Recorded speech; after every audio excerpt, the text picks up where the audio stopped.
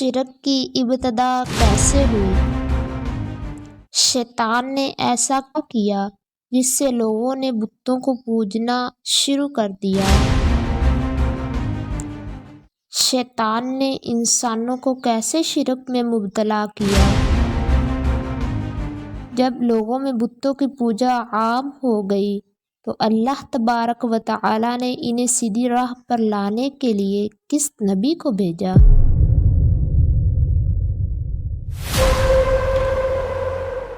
आदम अलैहिस्सलाम के बाद मशहूर अंबिया में से एक हज़रत नूह अलैहिस्सलाम हैं। आप अलैहिस्सलाम की वलादत हज़रत आदम अलैहिस्सलाम की वफ़ात के 126 साल बाद हुई। आप अलैहिस्सलाम को 1000 साल उम्र मिली, इसमें से 950 साल तक आप अलैहिस्सलाम अपनी कौम को नसीहत करते रहे। हज़रत नूह अलैहिस्सलाम का असल नाम अब्दुल गफ्फार था, लेकिन आप अलैहिस्सलाम अपनी कौम और आखिरत की फ़िक्र में बहुत ज़्यादा रोया करते थे। इसीलिए अल्लाह ताला ने कुरान मजीद में आप अलैहिस्सलाम को नूह के नाम से याद किया है, यानी ज़्यादा रोने वाले। आप अलैहिस्सलाम मामूली नेमतों पर भी अल्लाह तबारक व तआला का शुक्र अदा किया करते थे। इसी वजह से अल्लाह ताला ने आप अलैहिस्सलाम को अबदन शकूरन के लक़ब से याद किया है। हज़रत नूह अलैहिस्सलाम को अल्लाह रब्बुल इज़्ज़त ने 43 मरतबा कुरान पाक में ज़िक्र किया। अल्लाह ताला ने हज़रत आदम अलैहिस्सलाम की औलाद में खूब बरकत अता फरमाई। औलाद आदम से बहुत सी बस्तियाँ आबाद हो गईं। तमाम लोग साबिक़ा अंबिया किराम अलैहिमुस्सलाम की तालीमात के मुताबिक सिर्फ अल्लाह ताला की इबादत करते और इसी के साथ किसी को शरीक ना ठहराते। औलाद आदम को अल्लाह ताला ने इबादत करना शैतान पर बहुत गिरा गुजरता था। वो इस सोच में था कि किसी न किसी तरह औलाद आदम को गुमराही में मुब्तला करके अल्लाह सुब्हानहू व तआला की रहमत से दूर किया जाए। शैतान को ये मालूम था कि शिरक बहुत बड़ा गुनाह है, इस पर अल्लाह ताला बहुत नाराज़ होते हैं। इसलिए इंसानों को शिरक में मुब्तला करने के बारे में सोचने लगा। आखिरकार उसने कौम में नूह में से जो नेक बंदे फौत हो चुके थे, उनके नाम पर शिरक को राइज करके लोगों को सीधी राह से हटा दिया। हुज़ूर सल्लल्लाहु अलैहि वसल्लम ने फरमाया, कौम नूह में शिरक की इब्तिदा इस तरह हुई कि वद, सवा, यगूस, यऊक और नसर ये पांचों अफराद कौम नूह में नेक लोग थे। जब ये वफ़ात पा गए तो शैतान ने इनके दिल में ये बात डाल दी कि तुम इनके बैठने की जगहों पर इनके नामों के मुजस्मे बनाकर रख दो, ताकि इन्हें देख कर तुम्हें अल्लाह की इबादत का शौक़ पैदा हो। चुनांचे कौम ने ऐसा ही किया।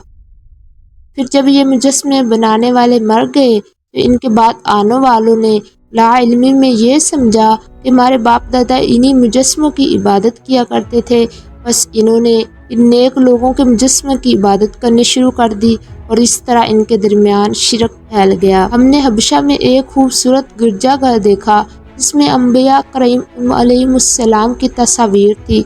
हमने आप अलैहिमुस्सलाम के सामने इस गिरजा घर का और तस्वीर का जिक्र किया तो आप सल्लल्लाहु अलैहि वसल्लम ने फरमाया कि मैं जब कोई नेक आदमी फौत हो जाता तो वे उसकी कब्र पर इबादत गाह तमीर करते और इसमें इनकी तस्वीर बनाकर रख देते थे। क़यामत के दिन ये लोग अल्लाह के नज़दीक बदतरीन मखलूक होंगे। जब कौम नूह में 5 नेक लोगों के मुजस्मों की पूजा आम हो गई तो और लोग अल्लाह ताला को छोड़कर बुतों की पूजा करने लगे, तो अल्लाह ताला ने अपने बंदों पर रहमत फरमाते हुए इन्हें सीधी राह पर लाने के लिए इन्हीं में से एक बंदा हज़रत नूह अलैहिस्सलाम को नबी बनाकर भेजा। जब अलैहिस्सलाम को मबूस किया गया, इस वक्त आप अलैहिस्सलाम की उम्र 50 साल थी। लोग महशर के दिन में नूह अलैहिस्सलाम के पास भी जाएंगे और कहेंगे, ऐ नूह, आप ज़मीन वालों की तरफ भेजे जाने वाले पहले रसूल हैं। अल्लाह ताला ने आपका नाम अब्दन शकूरन रखा, शुक्रगुजार बंदा। आप हमारी शफाअत फरमाए।